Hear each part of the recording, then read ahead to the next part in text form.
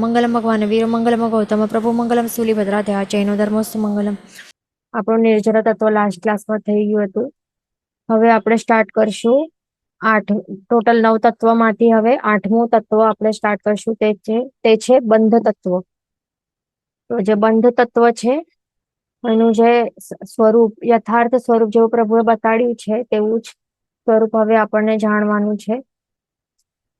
આ ગાથા નંબર 37 ગ્રહણ કરવાનું છે. ગાથા નંબર 37 માં 4 પ્રકારના બંધ ના અર્થ ની આ ગાથા છે.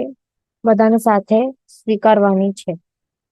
પય ઈ સહાવો વૃત્તો થી ઈ કાલાવહારણમ અણુભાગો રસો હણે ઓ પ એસો દલ સંચઓ.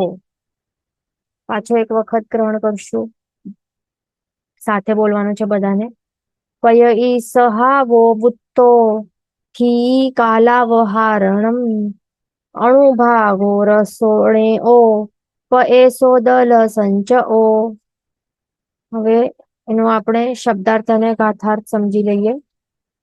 પય ઈ એટલે કે પ્રકૃતિ, સહાવો એટલે કે સ્વભાવ, વૃત્તો એટલે કે કહ્યો છે, થી એટલે સ્થિતિ, કાલ એટલે કે કાળનો, અવહારણમ એટલે કે નિશ્ચય, અણુભાગો એટલે કે અનુભાગ, રસો એટલે કે રસ, ણેવો એટલે કે જાણવો, એસો એટલે કે પ્રદેશ, દલ સંચવો એટલે કે દલિકનો સમૂહ. ગાથાર્થ શું છે? પ્રકૃતિ એટલે કે એનું મીનિંગ છે કે સ્વભાવ. પ્રકૃતિ એટલે કે સ્વભાવ કયો છે. કાળનો નિશ્ચય તે સ્થિતિ છે. અનુભાગ તે રસ જાણવો, અને દલિતનો સંગ્રહ અથવા સમુદાય તેને પ્રદેશ કહે છે. એટલે કે આમાં શું છે, હવે આ સમજાય ને એવી રીતે. પણ અહિયાં શું સમજવાનું છે, બંધના 4 પ્રકાર છે. આ બંધ તત્વ છે ને, 8મું બંધ તત્વ, એના કેટલા પ્રકાર છે? 4. 4 પ્રકાર કયા કયા છે તે અહીંયા બતાવે છે. પહેલું પ્રકાર છે પ્રકૃતિ બંધ. ઓકે, આ પ્રકૃતિ બંધ. તેમાં પ્રકૃતિ એટલે કે સ્વભાવ. પ્રકૃતિ શબ્દનું મીનિંગ છે કે સ્વભાવ. પછી બીજું કયો છે બંધ? બીજા પ્રકારનું બંધ છે સ્થિતિ બંધ. અહીંયા આ માર્કિંગ કરી લેવાનું બધું બધાને. પ્રકૃતિ બંધ. બીજું છે સ્થિતિ બંધ. સ્થિતિ એટલે કે કાળનો નિશ્ચય થવો, તેને સ્થિતિ બંધ કહેવાય છે. કાળનો નિશ્ચય એટલે કે કેટલા ટાઈમ પીરિયડ છે એ સ્થિતિ. પછી ત્રીજું છે રસબંધ. રસ, તો રસ એટલે કે શું? અનુભાગ, તેને રસ જાણવો. એટલે કે કેટલું પાવર છે, ઇન્ટેન્સિટી કર્મના ફળની, એટલે આવશે બધું વિશેષાર્થમાં. અને ચોથું છે પ્રદેશ. પ્રદેશ બંધ એટલે કે દલિકનો સંગ્રહ અથવા સમુદાય તે નક્કી થવો, તે પ્રદેશ બંધ. એટલે દલિકો એટલે શું? કર્મના દલિક હોય ને, કાર્મળ વર્ગણાના પૂતગલ સ્કંધો હોય છે, તો એ કેટલા બંધાય છે એનું સંગ્રહ. ગ્રુપ, સમુદાય એટલે કે ગ્રુપ, તો તેને કહેવાય છે પ્રદેશ. ઓકે, તો આવી રીતે બંધના 4 પ્રકાર હવે આપણે જાણશું. વિશેષ રીતે હવે આપણે જાણશું. તો એ જાણવા માટે અહીંયા શાસ્ત્રકાર ભગવંતો મોદકના દૃષ્ટાંત એ યુઝ કરે છે. મોદકના દૃષ્ટાંત વડે તેઓ સમજાવે છે કે 4 પ્રકારના બંધ તત્વનું સ્વરૂપ કેવી રીતે હવે કહે છે મોદકનું દ્રષ્ટાંત વાપરીને. તો તે હવે આપણે સમજવાનું છે. પહેલું છે પ્રકૃતિ બંધ. તો પ્રકૃતિ બંધમાં મોદકનું દૃષ્ટાંત દ્વારા કેવી રીતે સમજાવે છે, અહીંયાથી જોવાનું. હવે અલગ અલગ આ મોદક છે. આ એક મોદક આ શેનાથી બનેલું છે? સૂંઠ નાખેલી છે. તો સૂંઠનું મોદક હોય તો પછી એ વાપરી તો શું થાય? એટલે આ કેવો ટાઈપનું મોદક છે? સૂંઠનો મોદક. તો એનું પ્રોપર્ટી શું છે એ વાપરીને શું થાય? આપણામાં ગેસ થયું હોય શરીરમાં, તો એનો નાશ થાય. વાયુ ને હરે છે. ગેસ, જે ગેસ છે એ ગેસ નો નાશ કરે. ઓકે. બીજા ટાઈપનું હોય મોદક, જીરું આદિકનો મોદક હોય, એટલે જીરું વગેરે નાખીને એવું મોદક બનાવેલું હોય એ વાપરીએ તો શું થાય? પિત્તનો નાશ થાય. પિત્ત, એસિડિટી કઈ હોય તો એનો નાશ થાય.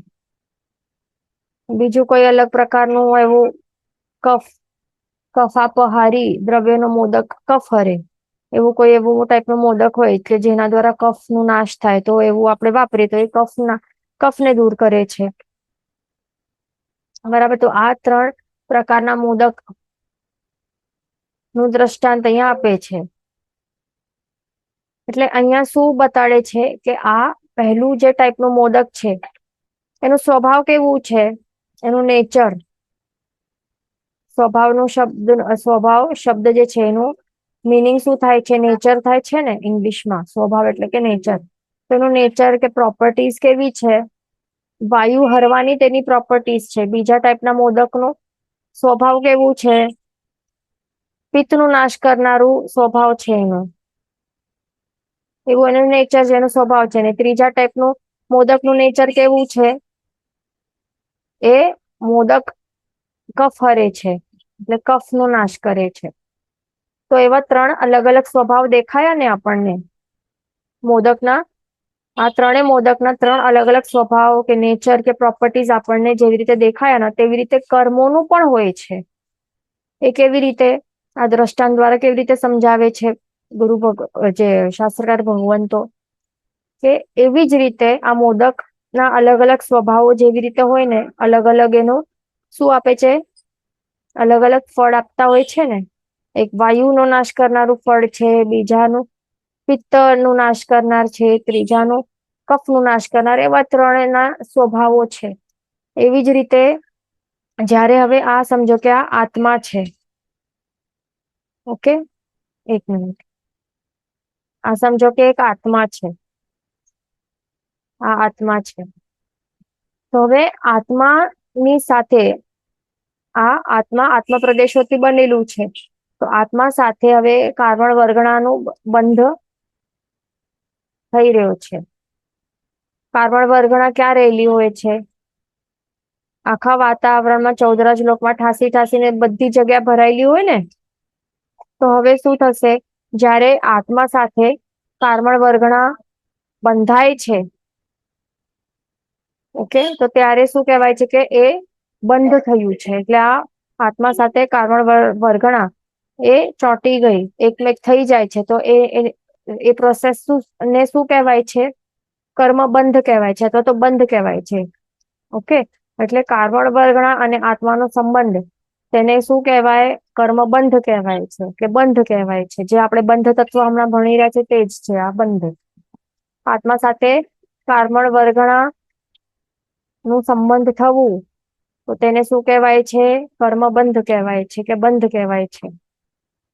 આ કાર્બન વર્ગણાના પૂતગલ સ્કંધો 14 લોકમાં બધી જગ્યાએ ઠાસીને ભરાયેલા હોય છે. અને એ બંધાઈ જાય આત્મા સાથે, તો એને શું કહેવાય છે? બંધ કહેવાય છે. અને બંધાયેલા જે કાર્બન વર્ગણાના પૂતગલ સ્કંધોને શું કહેવાય? કર્મ કહેવાય છે. ઓકે, એ ધ્યાન રાખવાનું. એટલે આ વાતાવરણમાં રહેલા જે છે, તો એને શું કહેવાય? કાર્બન વર્ગણાના પૂતગલ સ્કંધો કહેવાય છે. અને આત્મા સાથે જયારે એ એકમેક થઈ જાય, અહીંયા એકમેક થઈ જાય, તો ત્યારે શું કહેવાય? એને કર્મ કહેવાય છે.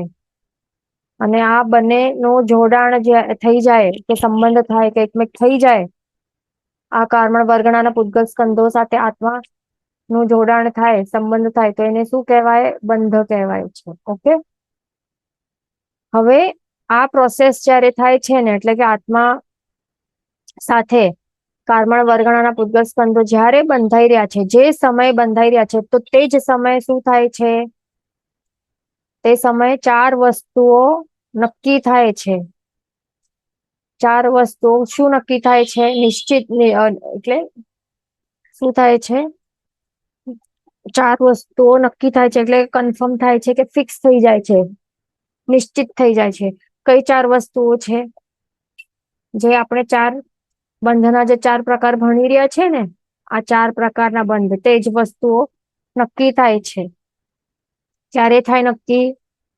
જ્યારે જે સમયે આ કાર્બન વર્ગણાના પૂતગલ સ્કંધો જે વાતાવરણમાં રહેલા છે ને, તો જે સમયે તેઓ આત્માની સાથે બંધાતા હોય ને, તો એ જ સમયે ચાર વસ્તુઓ નિશ્ચિત થાય છે. તે જ સમયે ચારે ચાર સાથે નિશ્ચિત થાય છે. તે કઈ વસ્તુઓ છે? એક તો પ્રકૃતિ નિશ્ચિત થાય છે, એટલે જે બંધાતો કર્મની પ્રકૃતિ કઈ હશે, એટલે પ્રકૃતિ એટલે કે સ્વભાવ કયો હશે તે નિશ્ચિત થાય છે, તે નક્કી થાય છે. બીજું સ્થિતિ નક્કી થાય છે, ત્રીજો રસ નક્કી થાય છે, અને ચોથો પ્રદેશ એ નક્કી થાય છે. તો એને પ્રકૃતિબંધ, સ્થિતિબંધ, પ્રદેશબંધ અને રસબંધ કહેવાય છે. ઓકે, ધ્યાન રાખવાનું. તો અહીંયા આપણે પહેલું પ્રકાર જોઈ રહ્યા છે. એટલે કાર્બન વર્ગણા જયારે આત્માની સાથે બંધાઈ રહ્યો છે, તો ત્યારે પહેલી વસ્તુ જે ચારમાંથી જે એક વસ્તુ નક્કી થાય છે તે છે પ્રકૃતિબંધ. એટલે કે શું? કે એ જે બંધાતો કર્મ છે ને, એ કર્મનો સ્વભાવ કે પ્રકૃતિ કેવી હશે તે નક્કી થાય છે. ચારમાંથી આ એક વસ્તુ નક્કી થાય છે, તેના વિશે આપણે અહીંયા વિશેષ રીતે આપણે સમજી રહ્યા છીએ. બાકી ત્રણ આગળ આવશે ત્યારે આપણે જોશું બાકી ત્રણ વસ્તુઓ શું છે અને શું નક્કી થાય છે. તો અહીંયા આપણે શાસ્ત્રકાર ભગવંતો મોદકના શું કહેવાય, મોદકનું દૃષ્ટાંત દ્વારા આપણને સમજાવવા પ્રયત્ન કરે છે કે જેવી રીતે મોદકનો સ્વભાવ, ત્રણે મોદકના સ્વભાવ અલગ અલગ છે ને, એક કફ નો નાશ કરનાર છે, એક પિત્ત નો નાશ કરનાર છે, અને એક વાયુનો નાશ કરનાર છે. એવી જ રીતે આ કર્મો જે વાતાવરણમાં રહેલા છે ને, કર્મો જે છે ને, હવે વાતાવરણમાં અહીંયા ઓલરેડી રહેલા છે અહીંયા, તો ત્યારે એ કર્મો શું એના પ્રકાર હોય કે આ જ્ઞાનાવર્ણ્ય કર્મ હશે, આ દર્શનાવર્ણ્ય છે, આ મોહનીય કર્મ છે, એવા અલગ અલગ એવા હોય, ક્લાસિફાઈડ હોય પહેલાથી વાતાવરણમાં એ રહેલા હોય ત્યારે. નહીં ને, એ નહીં હોય, ધ્યાન રાખવાનું. પહેલાથી એવી રીતે ક્લાસિફાઈડ નહીં હોય બધા કર્મ, બધા સેમ હોય. કાર્બન વર્ગણાના પૂતગલ સ્કંધો એટલા માટે કહેવાય છે. જ્યાર સુધી એ વાતાવરણમાં રહેલા હોય ને, એમના એમ એક્ઝિસ્ટન્ટ રહેલા હોય ને, તો ત્યાર સુધી એને કાર્બન વર્ગણાના પૂતગલ સ્કંધો, બસ એ નામ કહેવાય છે. બધા સેમ હોય છે, કોઈ ફરક નહીં હોય. પણ આત્મા સાથે જ્યારે આ કાર્બન વર્ગણાના પૂતગલ સ્કંધો નું જોડાણ થાય છે, સંબંધ થાય છે, એટલે કે એ બંધાય છે ને એવી રીતે, તો ત્યારે એ બંધ થાય છે, તો ત્યારે આ હવે કાર્બન વર્ગણાના પૂતગલ સ્કંધોને કર્મ કહેવાશે. અને પછી એ કંઈક હશે, જ્ઞાનાવર્ણ્ય કર્મ કોઈ હશે, કોઈક દર્શનાવર્ણ્ય હશે, કોઈ મોહનીય, કોઈ અંતરા, એવી રીતે પછી થાય છે ક્લાસિફિકેશન. એ ધ્યાન રાખવાનું. ઓકે, તો એ જ વસ્તુ આપણે કહી રહ્યા છીએ કે આ પ્રકૃતિબંધ તે જ છે. પ્રકૃતિ એટલે કે શું? કર્મનો સ્વભાવ નક્કી થવું બંધ સમય, તે છે પ્રકૃતિબંધ. એટલે આ બધા સેમ ટાઈપના કાર્બન વર્ગના પૂતગલ સ્કંદો છે. બધા આ બધા સેમ ટાઈપના છે. કઈ એમાં કોઈ દર્શનાવર્ણ્ય, કોઈ જ્ઞાનાવર્ણ્ય, કોઈ મોહનીય, ગોત્ર કર્મ કોઈ નથી. બધા સેમ કાર્બન વર્ગના પૂતગલ સ્કંધો છે. પણ જ્યારે જે સમયે તે આત્મા સાથે આવી રીતે બંધાય છે, ચોંટે છે, તો એ સમયે ચાર વસ્તુઓ નક્કી થાય છે. તો તે ચારમાંથી એક વસ્તુ જે નક્કી થાય છે તે છે પ્રકૃતિબંધ. એટલે કે હવે બંધાતો જે કાર્બન વર્ગના પૂતગલ સ્કંદ જે બંધાઈ રહ્યો છે, એનું સ્વભાવ કેવું હશે? એટલે 8 સ્વભાવ હોય અલગ અલગ, એમાંથી 8 મૂળ સ્વભાવો હોય કર્મોના. તો એ 8 મૂળ સ્વભાવમાંથી કયો સ્વભાવ હશે આ કર્મનું, તે નક્કી થશે. ઓકે, એ વખતે દેટ મીન્સ કે 8 મૂળ સ્વભાવ એટલે કે જે 8 મૂળ કર્મના આપણને ખ્યાલ છે ને, પ્રકારો: જ્ઞાનાવર્ણ્ય કર્મ, દર્શનાવર્ણ્ય, મોહનીય, અંતરાય, નામ કર્મ, ગોત્ર કર્મ, આયુષ્ય કર્મ, ને કઈ બાકી રહી ગયું? મોહનીય કર્મ. તો આ 8 પ્રકારના જે કર્મો છે, બધાના સ્વભાવ અલગ છે, બધાની પ્રકૃતિ અલગ છે, બધાનું નેચર અલગ છે. જેમ આ એક મોદક માં આ સૂંઠનો મોદક છે, એના કારણે એ શું, એનું વિપાક શું છે, એટલે કે ફળ શું આપશે, આપણે એનું વપરાશ કરશું તો એ વાયુનો નાશ કરશે. તેવી રીતે આ જ્ઞાનાવર્ણ્ય કર્મ શું થશે કરશે? જ્ઞાનાવર્ણ્ય કર્મ જે છે ને એનું સ્વભાવ કેવું છે? જ્ઞાન ગુણ નું આવરણ કરવું, જ્ઞાન ગુણ ને ઢાંકવું, તે એવું એનું સ્વભાવ છે ને, એવી એની પ્રકૃતિ છે. દર્શનાવર્ણ્ય કર્મ કેવો છે? એ વળી અલગ પ્રકૃતિ છે, અલગ નેચર વાળું, અલગ સ્વભાવ વાળું કર્મ છે. એનું સ્વભાવ કેવું છે? એક આત્મા ઉપર, આત્મા સાથે બંધાશે એ સમયે જો એ નક્કી થશે કે હા આ દર્શનાવર્ણ્ય કર્મ છે, એની પ્રકૃતિ એવી છે કે એ આત્માના દર્શન ગુણને ઢાંકશે, ત્યારે એ નક્કી થાય છે. પછી એવું કોઈ કર્મ એવું હશે કે જે આપણા સમ્યક દર્શન ગુણને કે ચારિત્ર, જે અનંત ચારિત્ર ગુણ છે આપણામાં, એને ઢાંકશે, એનું આવરણ કરશે. એવી એની પ્રકૃતિ, એવું એનો સ્વભાવ છે. તો એ કયો કર્મ હશે? મોહનીય કર્મ.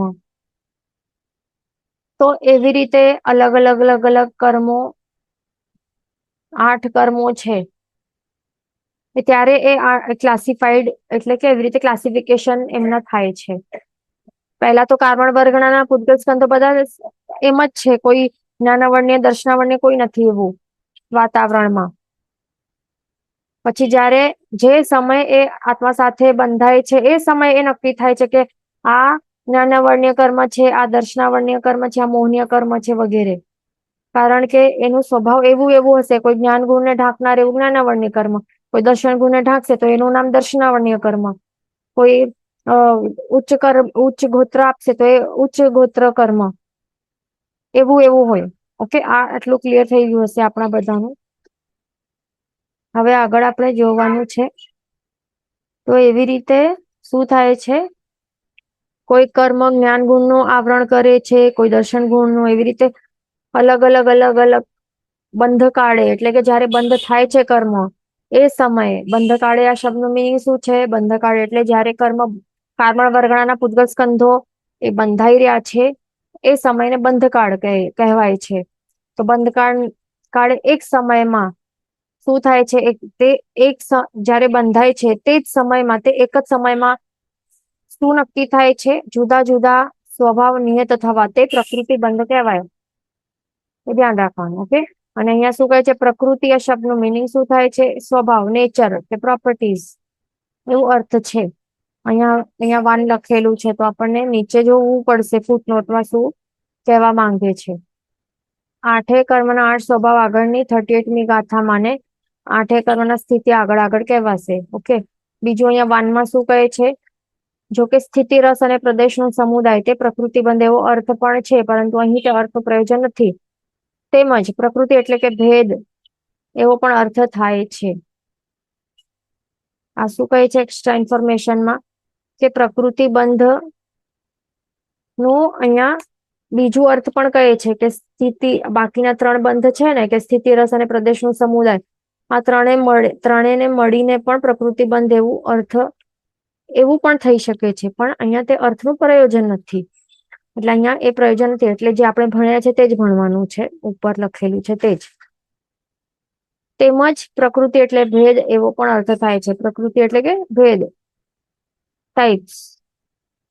જેમ આપણે કર્મની પ્રકૃતિ, જો આપણે કર્મ ગ્રંથોનું થોડુંક નોલેજ હશે તો એમાં એ તો અલગ વાત છે. આપણે પુણ્ય તત્વ અને પાપ તત્વ તો થઈ ગયું છે ને આપણું, તો આપણને ખ્યાલ હશે કે પુણ્ય પ્રકૃતિઓ કેટલી હતી, પાપની પ્રકૃતિઓ કેટલી હતી. તો એવું શબ્દ આપણે વાપરતા હતા ને, પ્રકૃતિઓ, પુણ્યની પ્રકૃતિઓ, પાપની પ્રકૃતિઓ. તો એનું ત્યારે અર્થ શું કરતા હતા આપણે?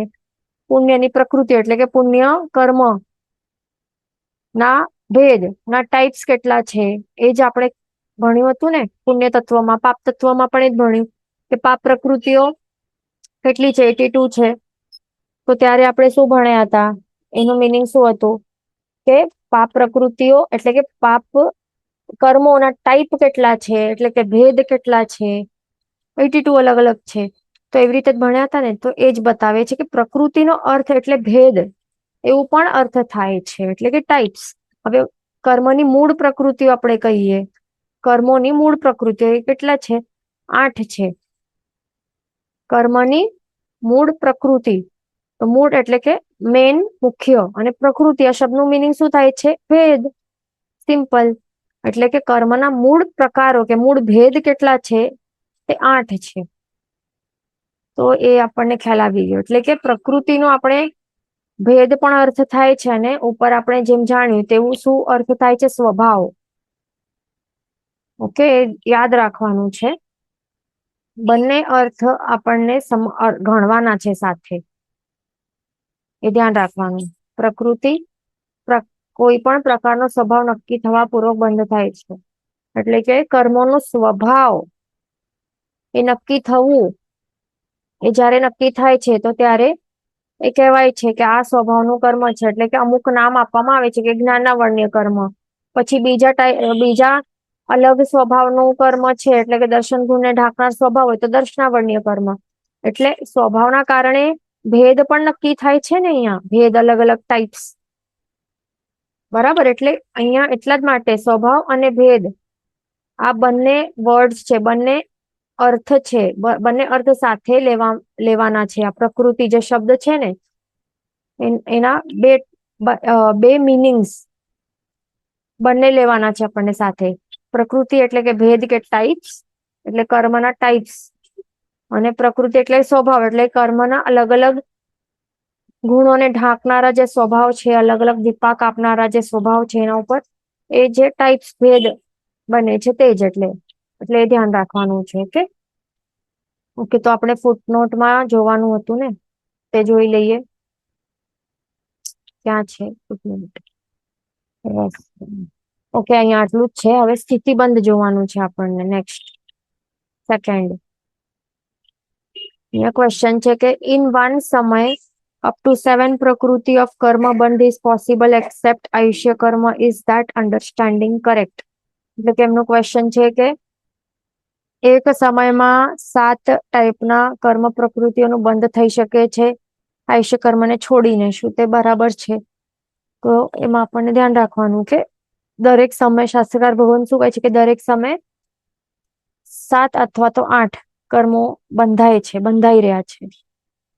એટલે આ જે અન્ડરસ્ટેન્ડિંગ છે કરેક્ટ છે કે 7 પ્રકારના કર્મોનું બંધ થતું રહે છે, અને 8મો જે પ્રકૃતિ છે આયુષ્ય કર્મ એ આખા એક જે ભવ ચાલી રહેલું હોય છે તો એક ભવમાં એક જ વખત એ બંધાય છે. તો જે સમય એ બંધાય છે તો એ વખતે સમજવાનું કે ટોટલ 8 કર્મોનું બંધ થાય છે એ વખતે. અને એ સમય છોડીને બાકીના બધા સમયમાં શું માત્ર 7 પ્રકૃતિઓ, 7 કર્મ પ્રકૃતિઓ બંધાય છે. પછી બીજું ક્વેશ્ચન છે કે કર્મનું બંધ થાય પછી ભોગવવાનું પણ ચાલુ થાય, તો તે તરત ભોગવવાનું ચાલુ નહીં થાય, પણ એક અબાધા કાળ રહેલું હોય છે. અબાધા કાળ એટલે જ્યાં સુધી કર્મ બાધા આપતો નથી, કર્મની અબાધા રહેલી છે. એટલે કહેતા હોય ને કે તુફાનથી પહેલા સમુદ્ર કેવી રીતે શાંત હોય, એવી રીતે શાંત રહેલું હોય છે કર્મ તુફાન પહેલા. એટલે કર્મનું જે ફળ છે એ ભોગવવાથી પહેલા એ શાંત રહેલું હોય છે. પછી એ કાળને કહેવાય અબાધા કાળ, અને એ અબાધા કાળ પતી જાય એના બાદ પછી એ કર્મ શું પોતાનું ફળ બતાડવાનું ચાલુ કરે, તો ત્યારે પછી ભોગવવાનું પછી સ્ટાર્ટ થાય. ઓકે, હવે બીજું છે સ્થિતિબંધ. કાર્બન વર્ગના પૂતગલ સ્કંધો જે રહેલા છે વાતાવરણમાં, એ જ્યારે આત્મા સાથે એકમેક થાય છે એટલે એને કહેવાય છે કર્મબંધ. તો એ સમયે એ જયારે એકમેક થાય છે તો તે જ સમયે 4 વસ્તુઓ જે નક્કી થાય છે એમાંથી એક વસ્તુ તો આપણે સમજી લીધા પ્રકૃતિબંધ, એટલે કર્મની પ્રકૃતિ એ નિશ્ચિત થાય છે. હવે બીજું પોઈન્ટ શું નક્કી થાય છે? તે છે સ્થિતિ. એટલે તે બંધાઈ રહેલો જે કર્મ છે એની સ્થિતિ એ નક્કી થાય છે. એની સ્થિતિ નક્કી થાય છે એને કહેવાય છે સ્થિતિબંધ. હવે સ્થિતિ નક્કી થવી એટલે કે શું? કે એ જે બંધાઈ રહેલો કર્મ છે ને એ આત્મા પ્રદેશો ઉપર કેટલા કેટલા સમય સુધી એ રહેશે, ચોંટીને રહેશે, તો એ નક્કી થાય છે, એને કહેવાય છે સ્થિતિબંધ. આટલું જે કાર્ડ છે ને એનું સ્થિતિ જેટલી નક્કી થયેલી હોય ને એ વીતી જાય ને પછી એ છૂટો થઈ જાય, આત્મા પ્રદેશો ઉપરથી છૂટો થઈને પછી વાતાવરણમાં પાછો ચાલ્યો જાય. તો એ વસ્તુને આપણે શું કહીએ, જયારે પાછો ચાલ્યો જાય અહીંયાથી નીકળીને, સ્થિતિ પૂરી થઈ જાય પછી નીકળીને અહીંયા પાછો ચાલ્યો જાય, તો એને કહેવાય કે આપણે કર્મની નિર્જરા થઈ છે, કે કર્મ આપણે કહીએ ને સિમ્પલ વર્ડ્સમાં કે શું કહીએ આપણે, સર્વ પાપપણાસણો, પાપોનો નાશ થવું, કે પાપનો એટલે કે કર્મોનું નાશ થવું, એમ કહીએ ને, કર્મો નાશ થાય છે, કે કર્મોની નિર્જરા થાય છે. અથવા તો એ પણ આપણે કહીએ કે કર્મ આપણે ભોગવી લીધો, તો ભોગવીને પછી છૂટો થઈ ગયો, વાતાવરણમાં પાછો ચાલ્યો જાય. ઓકે, એટલે એક થાય છે જયારે એ ચોંટે આત્મા પ્રદેશો ઉપર, તો ત્યારે બંધ કહેવાય. જયારે એ છૂટી જાય એટલે કે છૂટો થઈ જાય પછી આત્મા ઉપરથી, તો આપણે કહીએ કે કર્મો ખરી ગયા, ઝરી ગયા, નાશ થયા, કે નિર્જરા થઈ, કે કર્મો ભોગવી લીધા, એને ત્યારે એ કહેવાય. એ ધ્યાન રાખવાનું. એટલે સાચે કઈ આપણે કહીએ કે કર્મોનું નાશ થવું, તો એ નષ્ટ થતા નથી, કઈ એવું ડિસ્ટ્રક્શન કે વિનાશ કે ડિઝોલ્વ કે નથી થતા, માત્ર છૂટા થાય છે. આત્મા પ્રદેશો ઉપર રહેલા હતા તો તે માત્ર નીકળી જાય છે, છૂટા થઈને વાતાવરણમાં પાછા ચાલ્યા જાય છે, બસ તે એવું થાય છે. અને કેટલા સમય સુધી એ રહેશે આત્મા પ્રદેશો ઉપર ચોંટીને રહેશે, તો એને કહેવાય છે સ્થિતિબંધ. પછી ભલે એ ઉદયમાં રહેલા છે કે ઉદયમાં રહેલા નથી, તે બસ એમના એમ પડેલા છે અબાધા કાળ સુધી, તો એ પણ સ્થિતિબંધમાં એ સમાવેશ થઈ જાય છે. હવે એમાં અહીંયા મોદકનું દૃષ્ટાંતમાં બતાડીને કેવી રીતે સમજાવે છે કે કોઈક એક મોદક હોય તો 1 મંથ સુધી એ સારી કન્ડિશનમાં રહી શકે છે. બીજો કોઈ મોદક છે બીજા ટાઈપનો, 15 ડેઝ સુધી એ રહી શકે છે સારી કન્ડિશનમાં, અને એના બાદ પછી એ શું ખરાબ થઈ જાય, એના જે પણ વર્ણગંધ રસ સ્પર્શ છે એ બગડી જાય, પછી એ ઉપયોગ એનું કરી નહીં શકાય ખાવા માટે. એટલે એ સમજીને આપણે સમજી શકીએ છીએ આ બંને વસ્તુથી કે આ પહેલા મોદકની સ્થિતિ કેટલી છે, 1 મંથ સુધી છે, અને બીજા ટાઈપના મોદક છે એનું કેટલું છે, 15 ડેઝ નું એનું આટલું કાર્ડ છે. એના બાદ એ શું થાય, એક્સપાયરી ડેટ આવી ગઈ પછી એ વાપરવા માટે યુઝ કરી નહીં શકાય. એટલે બધાનું અમુક અમુક એવું ટાઈમ પીરિયડ રહેલું હોય છે. તો એવી જ રીતે જે કર્મો જે બંધાઈ રહેલા છે ને, તો એનું બંધાતા સમય, તે સમય એ નક્કી થાય છે કે કોઈ કર્મ ઉત્કૃષ્ટથી 70 કોડાકોડી સાગરોપમ સુધી એ રહી શકે છે આત્મા ઉપર, કોઈ કર્મ 40 કોડાકોડી સાગરોપમ સુધી આત્મા ઉપર ચોંટીને રહી શકે છે. કોઈક એક અંતર્મુહૂર્ત સુધી પણ રહેલું હોઈ શકે છે કોઈ કર્મ. એટલે બધાના જુદા જુદા અલગ અલગ ટાઈમ ડ્યુરેશન રહેલા હોય છે આત્મા સાથે જોડાઈને રહેવા માટે ના અલગ અલગ ઓછા ને વધારે. એટલે કે કોઈ નાની સ્થિતિ વાળા કર્મ કહેવાય, જે એકદમ ઓછા ટાઈમ પીરિયડ સુધી રહેવાના હોય તો એને નાની સ્થિતિ વાળા કહેવાય, અને કોઈ બહુ વધારે આવા આટલા મોટા ટાઈમ ડ્યુરેશન સુધી રહેલા હોય તો એને મોટી સ્થિતિ વાળા કર્મો કહેવાય. એવી રીતે હોય છે. તો ત્યાર સુધી આટલા પીરિયડ સુધી જ્યાર સુધી રહેલા હોય ને આત્મા ઉપર, તો ત્યાર સુધી જીવ સાથે તેઓ સ્વસ્વરૂપે રહે છે.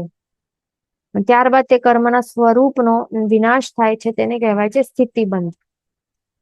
એટલે કે હવે આત્મા ઉપર એ ચોંટીને રહે છે, અને એ કેવી રીતે કર્મ પછી સ્વસ્વરૂપે રહે છે આટલા પીરિયડ ઓફ ટાઈમ સુધી. તો ત્યારે સ્વસ્વરૂપે રહે છે એટલે કે એનું જેવું સ્વરૂપ છે, એનું જે પોતાનો વિપાક બતાડે તો એ વિપાક બતાડતો જાય, અને એ કર્મ પછી એ છૂટી જાય, એટલે છૂટો થઈ જાય આત્મા પ્રદેશ ઉપરથી, તો પછી એનું કર્મનું સ્વરૂપનો પણ વિનાશ થાય.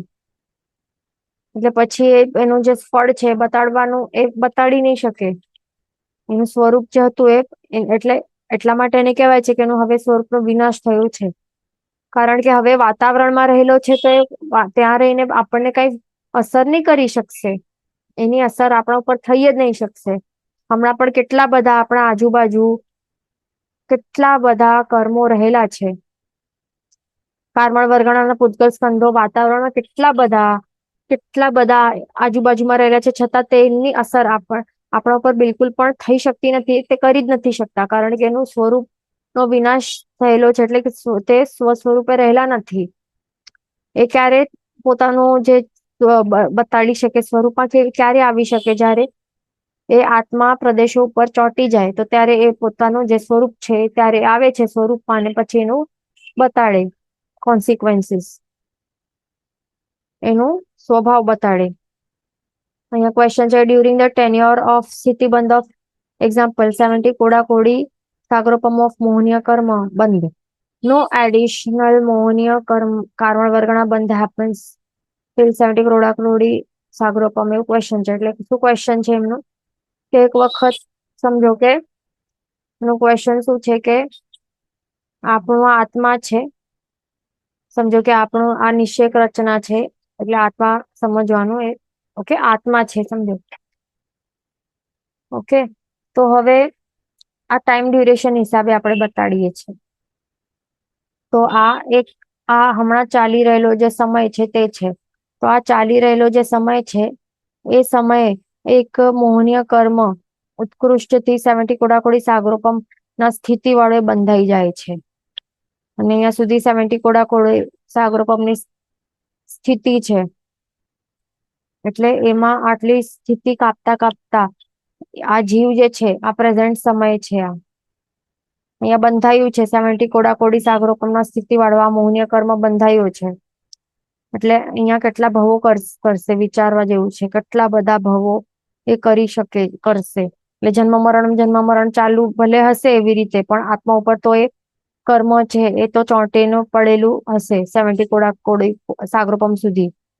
તો હવે એમનું ક્વેશ્ચન છે કે શું એક વખત આવું બંધાઈ ગયું તો પછી એની સ્થિતિ આ ચાલી રહેલી છે આ એક કર્મની, તો પછી શું બીજો કોઈ મોહનીય કર્મ નવા મોહનીય કર્મ નું બંધ શું થઈ નહીં શકે આટલા 70 કોડાકોડી સાગરોપમ સુધી? તો એવું નહીં હોય. શું હોય, પ્રત્યેક સમય આપણા બધા 7 અથવા તો 8 કર્મો બંધાઈ રહેલા હોય છે. આ એક સમયે આ જીવે 70 કોડાકોડી સાગરોપમની સ્થિતિ વાળું મોહનીય કર્મ નું બંધ કરી દીધું. પછી થઈ શકે છે કે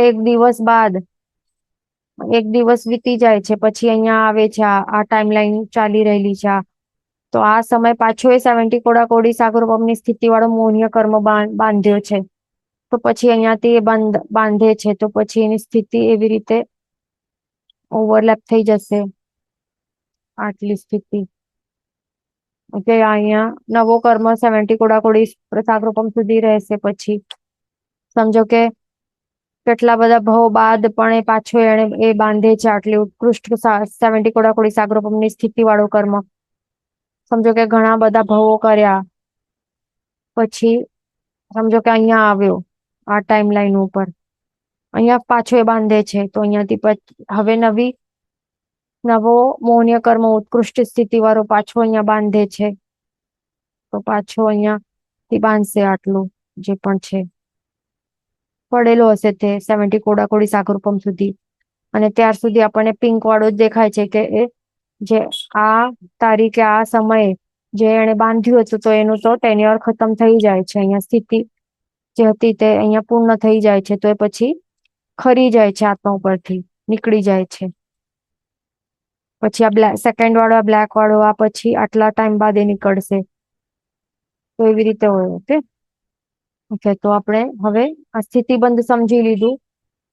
એમાં પણ ફૂટનોટ નથી કઈ. તો હવે આગળ ચાલશું. ત્રીજો બંધ જે છે અનુભાગ બંધ, એને રસબંધ પણ કહી શકાય છે, અથવા તો અનુભાગ બંધ કરીને પણ એનું નામ છે. એટલે બંને નામ આપણે બહાર કરવાના છે. રસબંધ પણ ત્યાં લખી લેવાનું. રસબંધ તે પણ એનું નામ છે. તો હવે આ રસબંધ કે અનુભાગ બંધ છે તે શું છે? તો એ પણ હવે મોદકના દ્રષ્ટાંત સાથે આપણને સમજવાનું છે. તો તે સમજી લઈએ આપણે. મોદકનું દ્રષ્ટાંત અહીંયાથી છે. તો તે પહેલા મોદકના દૃષ્ટાંત પૂર્વક સમજવું પડશે આપણને. ઓકે, તો હવે સમજો એવા ઘણા બધા મોદક બનાવે છે કોઈ એક મોદક અને આ બીજો મોદક. એક દુકાનમાંથી આ મોદક લીધું છે અને બીજા દુકાનમાંથી આ મોદક લીધું છે.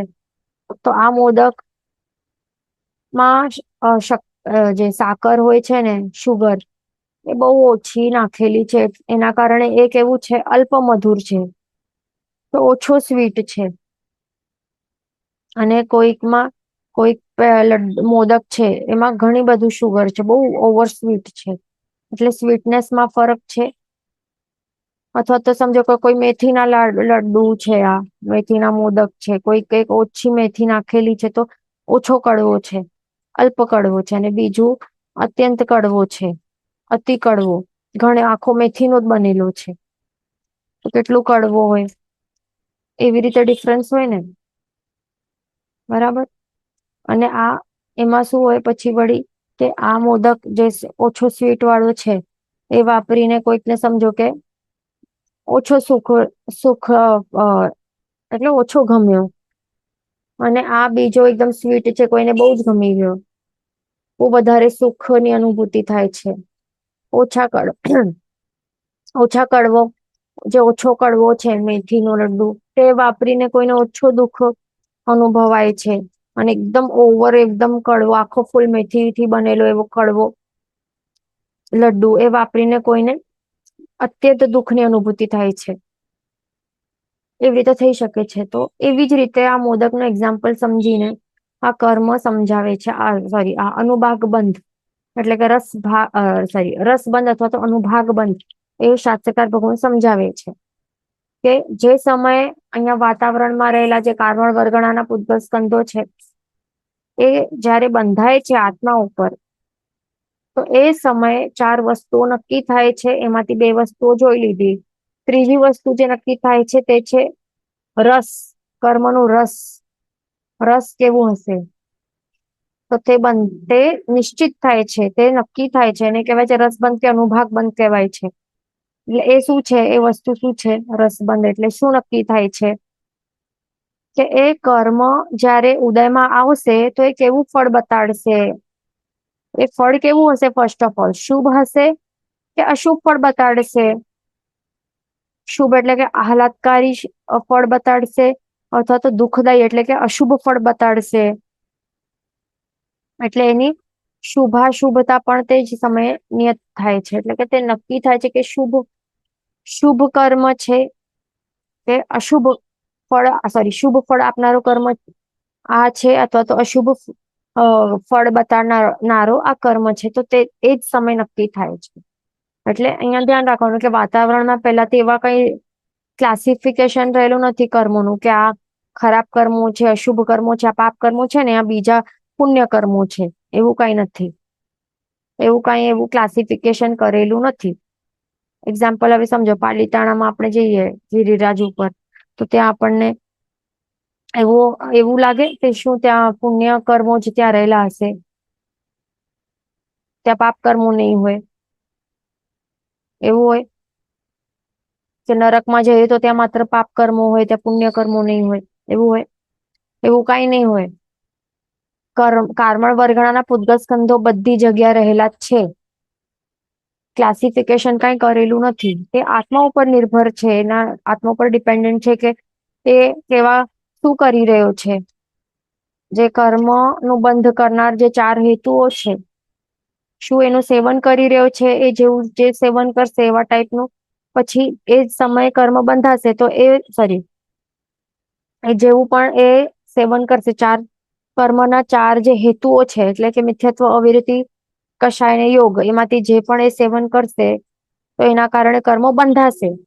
અને કર્મો શું છે? કઈ ક્લાસિફાઈડ નથી વાતાવરણમાં. એટલે ત્યાં પાલિતાણા છે તો ત્યાં માત્ર પુણ્ય કર્મો રહેલા છે, અને નરક છે તો ત્યાં માત્ર પાપ કર્મો રહેલા છે. ત્યાં વાતાવરણ એવું કઈ નથી. હવે પાલિતાણામાં રહીને પણ ત્યાં પણ જો એ કંઈક એવું હેય એટલે કે પાપ એવું કઈ કરશે તો પછી કર્મો બંધાશે, અને એ બંધાતી વખતે ત્યારે પછી નક્કી થશે કે હા આ અશુભ ફળ આપનારા કર્મો છે. અને નરકમાં પણ બેસીને જો પછી સમભાવ નું પ્રેક્ટિસ કરશે, સંભાવમાં રહેવા પ્રયત્ન કરશે, તો ત્યાં પછી એ એવું એના માટે શક્ય છે કે એ શું, જે કર્મ બંધાશે એ વખતે, તો એ કર્મ પછી કેવા બનશે, કેવા રસવાડા, એનું રસબંધ કેવું થશે કે શુભ ફળ આપનારા એ કર્મો એ નક્કી થશે. એટલે એ ધ્યાન રાખવાનું કે વાતાવરણ પહેલા એવું કઈ નથી કે આ ક્ષેત્રમાં એવું કોઈ પાપ કર્મો જ હશે વાતાવરણમાં, અને એ ક્ષેત્રમાં માત્ર પુણ્ય કર્મો છે, એવું કઈ નથી. બધા કાર્બન વર્ગણાના પૂતગલ સ્કંદ બધી જગ્યાએ રહેલા છે ને એમાં કોઈ ક્લાસિફિકેશન રહેલું નથી.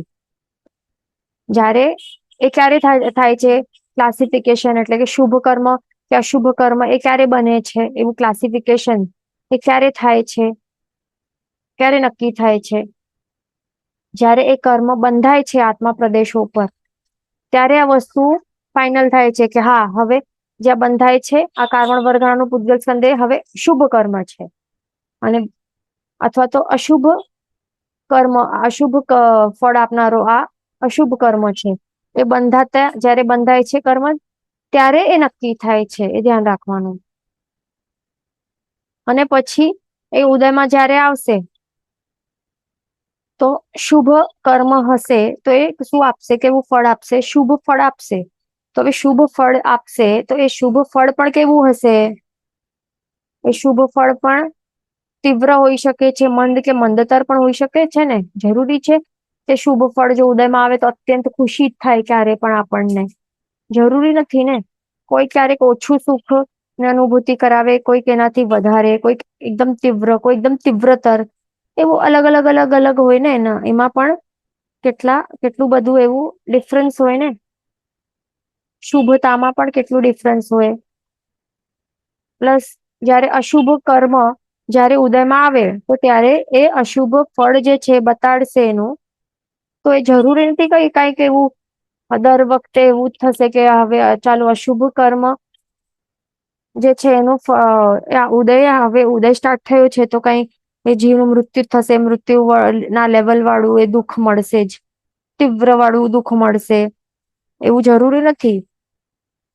એમાં મંદ દુઃખ પણ આપનારું હોઈ શકે છે. મંદ હશે, મંદતર, એ મધ્યમ હશે, તીવ્રતર, એટલે કે એના અસંખ્ય, આપણે કહી શકીએ કે અસંખ્ય એના ડિફરન્શિએશન થઈ શકે છે. તરતમતા એની કેટલી બધી છે, અસંખ્ય એના ભેદો થઈ શકે છે, કે મંદતરમાં પણ અત્યંત મંદતર, અતિ મંદતર, મધ્યમ મંદતર, મંદતર, એટલે કે એમાં પણ કેટલું કેટલું ડિફરન્સિએશન રહેલું હોય, એ ધ્યાન રાખવાનું આપણને. ઓકે, તો જયારે ઉદયમાં આવે છે તો ત્યારે પણ આ બધું નક્કી થાય છે એ જ સમયે, કે એ તીવ્ર શુભ છે કે તીવ્ર અશુભ ફળ આપશે, કે મંદ શુભ છે કે મંદ અશુભ ફળ આપશે, કે મંદતર છે, મંદતર શુભ છે કે મંદતર અશુભ છે, બધું એ જ સમય નક્કી થાય છે ત્યારે, એ ધ્યાન રાખવાનું.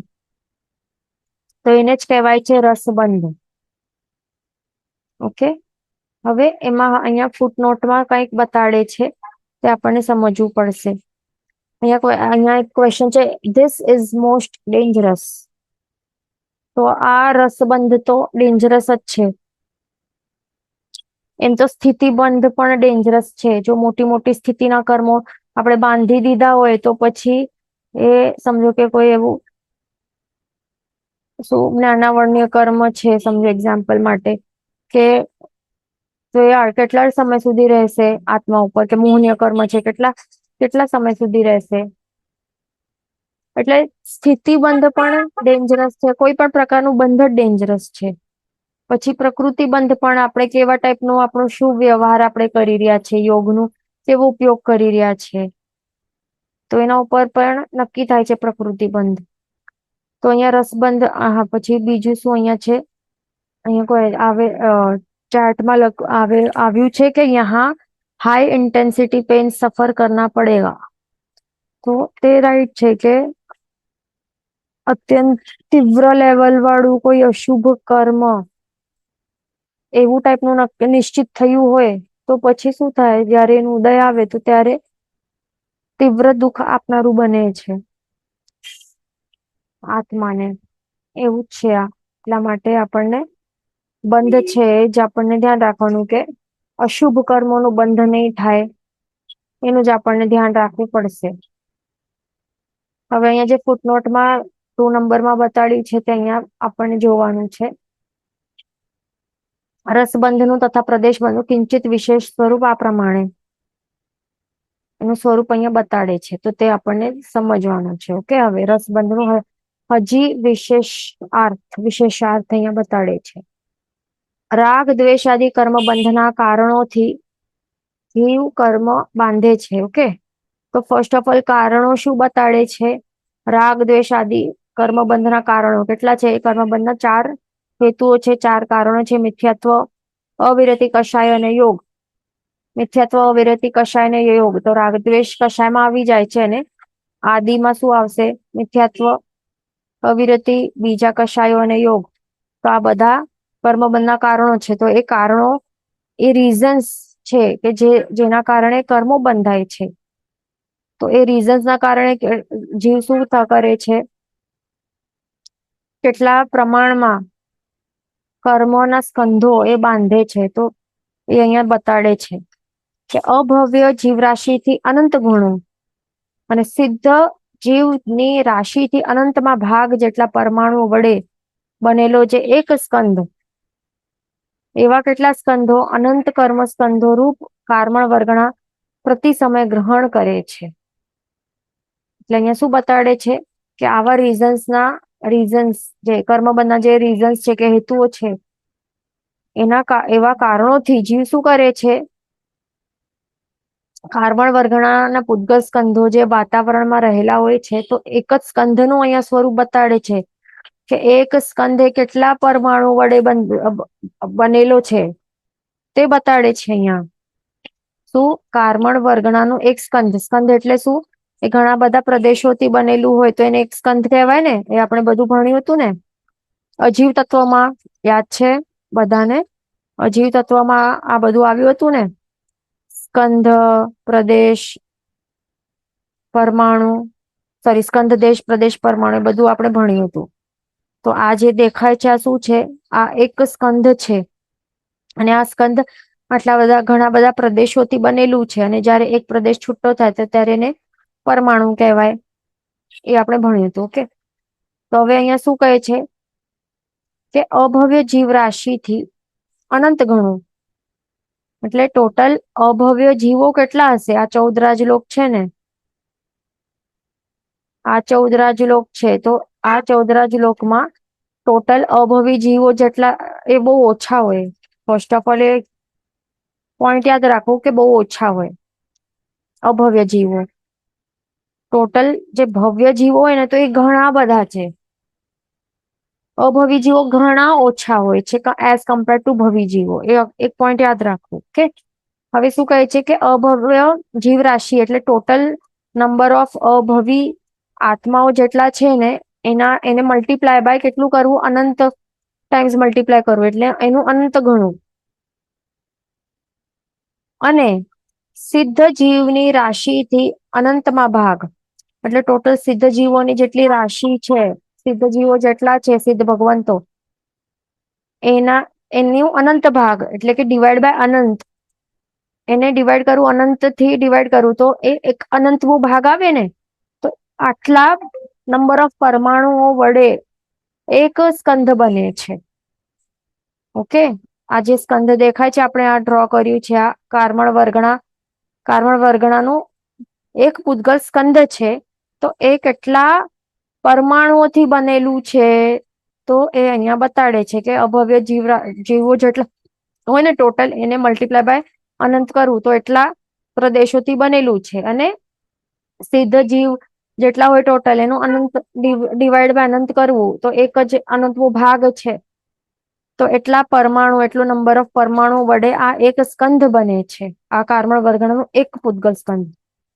તો આવા આવું આ એક જ કાર્બન વર્ગણાનો એક જ આ પૂદગલ સ્કંધ છે, ઓનલી વન. તો એવા મલ્ટીપ્લાય બાય અનંત કરવા, અનંત આવા આટલા અનંત આવા અનંત એવા ઘણા અનંત, તો આટલા અનંત કર્મ સ્કંધોરૂપ કાર્બન વર્ગણા પ્રતિ સમય ગ્રહણ કરે છે જીવ. સમજ્યા? એટલે આ તો એક જ કર્મણ વર્ગણનો એક જ પૂદગલ સ્કંધ છે. આવા અનંતા સ્કંધો જ્યારે એનું ગ્રુપ થાય છે તો એને કાર્બન વર્ગણા કહેવાય છે. સોરી, એનું એવું જે ગ્રુપ છે એવી કાર્બન વર્ગણા નું એક આટલું બધું ગ્રુપ છે, અનંતા સ્કંધો, કાર્બન વર્ગણાના પૂદગલ આટલા બધા સ્કંધો એ એક જ સમયમાં જીવ ગ્રહણ કરતો જાય છે વાતાવરણમાંથી. એ પોઈન્ટ એ અહીંયા કહે છે. હવે આગળ નેક્સ્ટ ક્લાસમાં આપણે કન્ટિન્યુ કરશું. નેક્સ્ટ ક્લાસમાં જીન વચન વિરુદ્ધ બોલાય તો મિચ્છામિ દુક્કડમ. સર્વમંગલ માંગલ્યમ સર્વ કલ્યાણ કારણમ પ્રધાનમ સર્વ ધર્માણમ જૈનમ જયતિ શાસનમ પ્રણામ.